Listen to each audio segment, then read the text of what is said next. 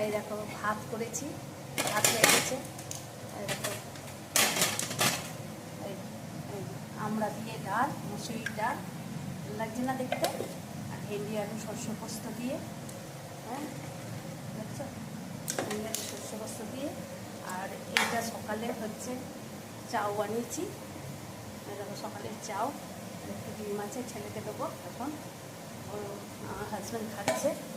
আর এই দেখো মাছের ঝোল হচ্ছে, জিরা লঙ্কা পেঁয়াজ দিয়ে এই বড়ো বড়ো কাতলা মাছের ঝোল হচ্ছে, বুঝেছ, কাতলা মাছের ঝোল হচ্ছে। আর এরকম আমার হাজব্যান্ড এখানে খেতে বসেছে, চাউ খাচ্ছে, চাউ খাচ্ছে। তাহলে ব্লগটা যদি ভালো লেগে থাকে তাহলে লাইক শেয়ার কমেন্ট করবে, আর সাবস্ক্রাইব করতে কিন্তু ভুলো না বন্ধু।